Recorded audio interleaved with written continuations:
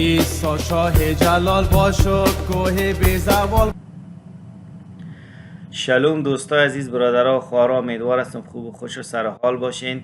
از محبت و فیض خداوند ما عیسی مسیح بهره مند بوده و برکات و نعمات خدا همیشه در زندگیتان سرازیر شد. دوستای عزیز، شما برنامه بیننده از تلویزیون اینترنتی مسیحیان افغان هستین و شما را در نام مقدس خداوند و نجات دهنده ما عیسی مسیح امروز شلوم میگم، یعنی سلامتی بر شما میفرستم. و دوستای عزیز، از شما تقاضا میکنم برنامه های تلویزیون اینترنتی مسیحیان افغان را با دوستانتان از طریق فیسبوک، یوتیوب و غیره شریک بسازین و دوستا را مطلع و آگاه بسازین که برنامه ها را ببینن و تعقیب بکنن. و همچنان دوستای عزیز، خوب است که در صفحه فیسبوک تلویزیون اینترنتی مسیحیان افغان و در صفحه یوتیوب ما شما سابسکرایب بکنین و لایک بکنین و ویدیوهای شهادت ها و تعالیم خود را و سوالای خود را به شکل ویدیو و یا به شکل یعنی صوتی آدیو بر ما بفرستین و ما حتما در خلال برنامه ها اونا را نشر میکنم تا باشه که هم ما در قسمت پیشبردی برنامه ها سهم بگیریم. دوستان عزیز، امیدوار هستم خوب و خوش و سرحال باشین. و موضوع برنامه امروز تلویزیون اینترنتی مسیحیان افغانی است که ما همه اعضای خانواده الهی هستیم. ما همه اعضای خانواده الهی هستیم و در دنیا بعض از مردم باور دارند که اینی اهل بیت است، یعنی شخص بسیار یک شخص مهم است، اهل بیت است یا دیگه به خدا بسیار نزدیک هستند و اونا را باز اونا امام میخوانن و به حرفای از او گوش میکنن و کلام از او مثل کلام خداست برشان.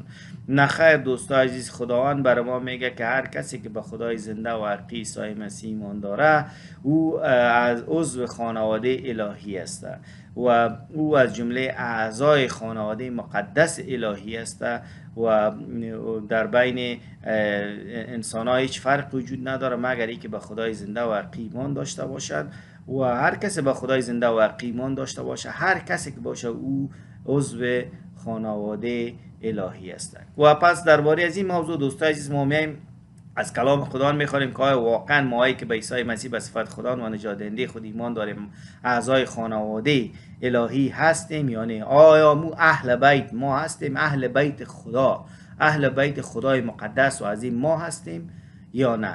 پس و چی چیز ما را اهل بیت خدای عظیم می سازه؟ پس ما اهل بیت امو خدای مقدس و عظیم هستیم. این از کلام خدا برای ما شما میخوانیم و از کلام خدا ما شما میخوانیم. اگر ما شما دوستای عزیز از انجیل یوحنا از کتاب مقدس تفسیری میخوانم، فصل 1 آیه 12 بخوانیم، در اینجا بسیار واضح بر ما میگه که خب حتی در سرزمین خود و در میان قوم خود یهودیان کسی او را نپذیرفت، اما او به تمام کسانی که به او ایمان آوردند این حق را داد که فرزندان خدا گردند. بله، فقط کافی بود به او ایمان آورند تا نجات یابند. عیسی مسیح حق را بر ما داده، کسایی که به او ایمان آورده که ما فرزندای خدا باشیم. پس این بسیار مشخص و واضح در کتاب مقدس که هر کسی که به عیسی مسیح ایمان داره او فرزند خدا ساده. در اینجا ما شما دربارش خواندیم، ولی ما میریم آیات بیشتر را میخوانیم. همین رقم اگر ما و شما در رساله اول یوحنا فصل 3 بخوانیم، در اونجا بازم بسیار واضح ما و شما یک موضوع را میبینیم. او چی است؟ فصل 3 یوحنا آیه 1 و 2 میگه ببینید خدای پدر چقدر ما را دوست می‌دارد که ما را فرزندان خود خوانده است. ما کسایی که ایمان داریم و همین طور نیز هم هستیم، اما مردم دنیا این مطلب را درک نمی‌کنند، زیرا خدا را آنطور که است نمی‌شناسند. متوجه هستین؟ آیه 2 میگه بله عزیزان، ما اکنون حقیقتا فرزندان خدا هستیم. متوجه هستین؟ اول رساله اول یوحنا فصل 3 آیه 1 2 برای ما میگه که ما را خدا فرزندای خود خوانده، ولی مردم دنیا را درک نمیکنن. مهم نیست که مردم دنیا را درک نکنن، هیچ مهم نیست. ما فرزندای خدا هستیم، اونا درک نمیکنن، ولی ما کوشش میکنیم که بریم بر از اونا این پیام را اعلام بکنیم و برسانیم که ما در نام خدای زنده و حقیقی و نجات دهنده ما عیسی مسیح نجات پیدا کردیم و این نجات باعث از این میشه که نه تنها گناه ما بخشیده شه بلکه ما فرزندای خدا خوانده شویم و شما هم بیاین از این فیض بهره مند شوین. پس ما از دعای کتاب خواندیم، کتاب مقدس میگه که خداوند شما را که ایمان آوردین فرزندای خود خوانده.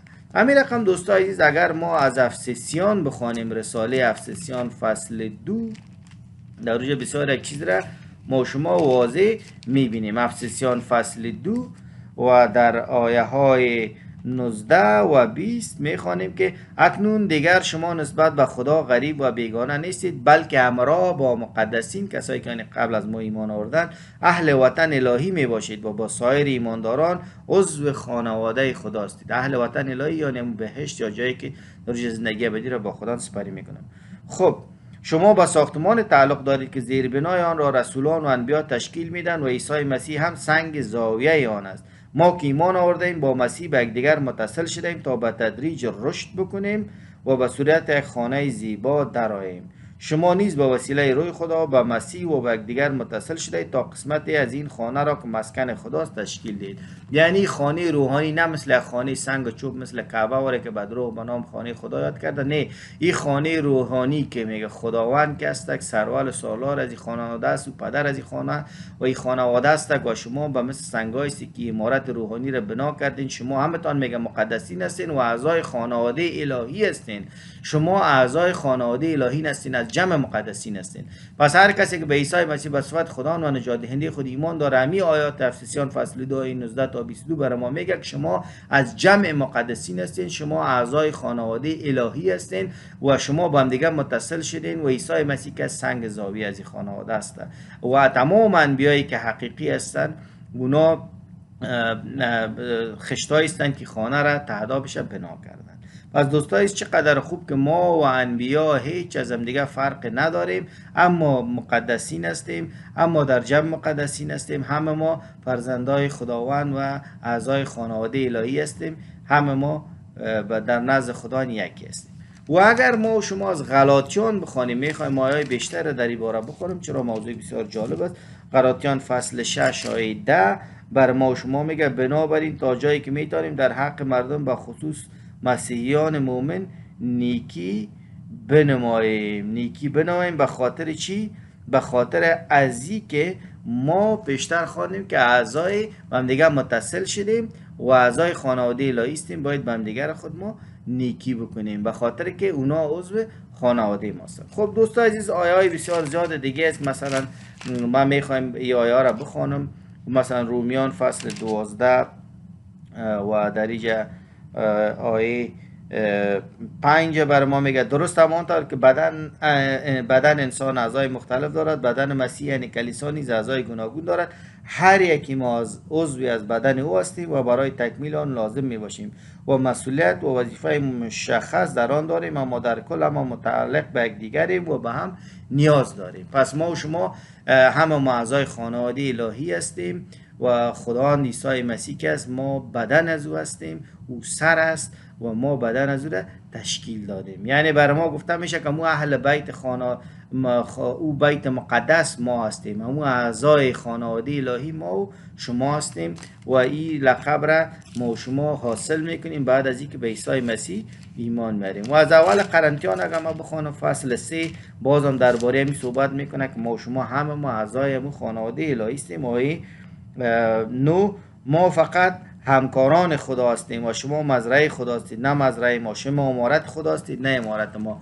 او امارتی که خداوند میخواه او همی جمع ایماندار است. ما امارت خداوند هستیم که مردم ما را میبینن، چرا که در ما هست که ستایش خداوند، پرستش خداوند، عبادت خداوند صورت میگیره و ما هستیم که نام خدا را جلال میدیم. متوجه هستین؟ پس در اینجا پولس رسول میگه که ما مهم نیستیم، خدا باید بر شما مهم باشه. شما خودتان مهم هستین، چرا که شما امارت خداوند هستین و این مسئله بسیار یک مسئله مهم است که باید ما و شما درک بکنیم. و همین رقم از ما و شما اگر از اول قرنتیان بازم بخوانم فصل 12 آیه 26 اگر ما بخوانم فصل 12 آیه 26 در اینجا ما و شما میبینیم. اول قرنتیان فصل 12 آیه 26. خب فصل 12 آیه 26. ما دوستا عزیز ایره ما شما میبینیم که یکی از شاعرای فارسی زبان یک شعر گفته بود که بنی آدم اعضای یک دیگرند که در آفرینش ز یک جوهرند، چو عضو به درد آورد روزگار، دیگر روزها را نماند قرار. و ایره ببینید چقدر یک شعر مشهور است و در همه جایی را میخوانند، به بسیار زبانهای ترجمه شده و بالاخره حتی در مقر ملل متحد در نیویورک هم شعر نوشته شده و بسیار مثلا استقبال شده از این شعر. ولی خود همین شاعر فارسی زبان این شعر از کتاب مقدس گرفته، یعنی قبل از او که تولد شوی شعر در کتاب مقدس نوشته شده بود و امور ما امروز از اول قرنتیان فصل 12 آیه 26 بر شما امو شعر میخوانم. چی میگه؟ میگه خب به این ترتیب اگر عضوی از بدن دچار درد شود، تمام اعضای بدن با آن همدردی میکنند و اگر افتخار نصیب یک عضو گردد، تمام اعضا با او شادی می نمایند. آیه 25 میخوانم: تا به این ترتیب در میان اعضای بدن هماهنگی ایجاد شود و هر عضو همان قدر که به خود علاقه و توجه دارد به اعضای دیگر نیز علاقمند است. متوجه هستین دوستان عزیز؟ پس در اینجا ما شما میبینیم که بنی آدم اعضای یک دیگرند که در آفرینش ز یک جوهرند. خب این شعر در اینجا ما خوانیم. در عین حال ما در دنیا خدا میگه که شما اعضای یک دیگر هستین و غم و دردی که به بشر میرسه به تمام خانواده بشری ربط میگیره و شما در او شریک و شامل هستین. و در اینجا بالخصوص برای مسیحی ها یا ما میخوانم که ما و شما در پهلوی ازی که با تمام بشر ما و شما مثل یک خانواده هستیم، ولی ما شامل خانواده الهی هستیم، چون در اثر ایمانی که به عیسی مسیح ایمان آوردیم ما شامل خانواده الهی شدیم و این برکت را از خداوند گرفتیم. پس ما و شما ببینیم که همه ما و شما اونمو اعضای خانواده الهی یا اهل بیت مقدس یا مقدسین ما و شما هستیم، نه او 12 نفره که گمراه بودن. خب و همچنان در اینجا پس موضوع امروز ما را تا یک حد ما و شما در این باره خواندیم. و قبل از اینکه من برم از تیموتائوس بر شما بخوانم دوستان عزیز و درباره موضوع براتون معلومات بدم، از اول تیموتائوس فصل 5 ما میخوایم یک موضوع دیگر را بر شما بگویم دوستان عزیز، و او است که در دنیا مردم بسیار فریب خوردن و من میگم که یک شخص بسیار بیادب، یک شخص بد اخلاق، یک شخص بسیار مثلا که تحت تاثیر هوا و هوس و عیش و لذتای دنیایی قرار گرفته بود و حتی با دختر افسالام ازدواج کرد و چندین زن گرفت و مردم را کشت. یک شخص قاتل و خوناشام، یک شخص دروغگو که مردم به بیراهه کشانید و تا به امروز دنیا به خاطر از او رنج میکشه. همچون یک شخص را مردم بهترین عالم شمردن و باز آمدن اما اعضای خانواده از او را به نام اهل بیت مقدس یاد کردن که او را باز به نام امام خواندن و بسیار به او عقیده دارن و باور دارن. و خود از این اصلا همین گپ گفته بود شما اگر مرا دوست دارین باید که اهل بیت مرا دوست داشته باشین. ولی ما و شما میفهمیم که هم از یک چرت و پرت است، یک مسائل بی معنا و بی مفهوم است. چیزی که حقیقت داره دوستای عزیز اویی است که هر کسی که به خدای زنده و عیسی مسیح ایمان میاره عضو خانواده الهی است که اونمو از جمع مقدسین به شمار میره. ما اعضای خانواده الهی هستیم، ما اعضای فامیل خداوند هستیم و خداوند ما را از جمع فرزندای خود و اعضای خانواده خود میشماره به سبب ایمانی که به او ما داریم. و اینا اعضای خانواده الهی باید چگونه رفتار بکنن؟ در اول تیموتائوس فصل 5 آیه 1 و 2 بر شما میخوانم. البته تمام فصل درباره چگونگی رفتار ما اعضا یا مقدسین خانواده الهی در اینجا بیان شده، ولی من چند آیه را میخوانم، 2 آیه را میخوانم. میگه مرد سال خورده را هرگز با خشونت سرزنش نکن، یک بر ما گفته شده، بلکه او را همچون پدر خود با احترام نصیحت نما. با جوانان مثل برادران خود با محبت سخن بگو. با زنان پیر مثل مادر خود و با دختران جوان همچون خواهران خود رفتار کن. و افکار درباره ایشان همیشه پاک باشه. ما باید یک فکر پاک با محبت و مهربانی در مقابل همگی همین خوی خواص را باید که داشته باشیم. این بسیار مسئله مهم است که در اینجا بر ما و شما گفته شده.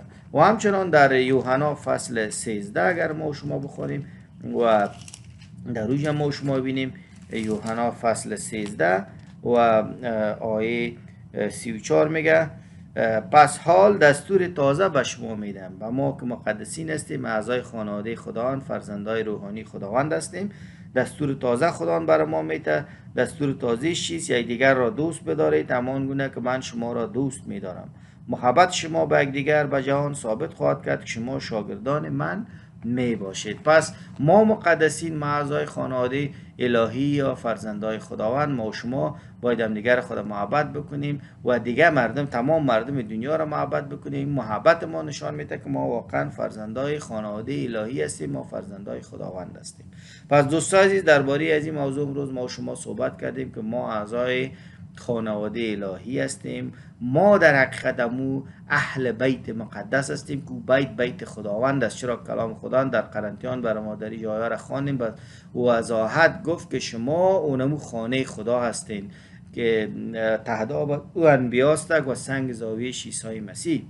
پس ما مقدسین هستیم، اعضای خانه خداوند هستیم و این لقب را، این افتخار خود خداوند بر ما داده. مردم دنیا با این موافق نیستن چون اونا خدا را نمیشناسن، خدا حقیقی را نمیشناسن، یک چیز را به نام خدا قبول کردن. مثلا الله را میگن خداست، مثلا یک چیز دیگر را میگن خداست، رام میگن، کرشنا را میگن خداست. در حقیقت غلط است. اونا نمیفهمن، به او خاطر حرف را میزن، ولی خداوند ما را مقدسین خوانده و ما چون به خدا عقیده داریم و احترام داریم، ما حرف خدا را قبول داریم، ما مقدسین هستیم، ما فرزندای روحانی خداوند هستیم، ما اعضای اهل بیت مقدس خدا هستیم و ما اعضای خانواده روحانی خود خداوند هستیم. پس ما و شما باید با هم دیگر در حکم محبت و با تمام بشر چی کنیم؟ زندگی بکنیم. تشکر دوستان عزیز، و برنامه امروز ما میشه در پایان میرسه. و دوستان عزیز، ما از شما تقاضا میکنیم که ویدیو را با دوستایتان شریک بسازید. ویدیوهای خود را از تعلیمتان، از شهادتایتان و سوالاتی که دارین یا به شکل ویدیو و به شکل صوتی برای ما بفرستین و حتما ما به سوالای شما جواب میگم و جواب سوالای شما را میتم. تا ای که بازم در خدمت شما با یک برنامه جدید قرار میگیرم. همه شما را به خدای زنده و حقیقی میسپارم و از شما میخواهیم که صفحه یوتیوب تلویزیون اینترنتی مسیحیان افغان را شما سابسکرایب بکنین و پیج فیسبوک ما را هم لایک بکنین و بر ما در دعا باشین. ما هم بر شما در دعا هستیم. تا برنامه آینده شما را به خداوند ما عیسی مسیح میسپارم. وقت خوب داشته باشین. آمین.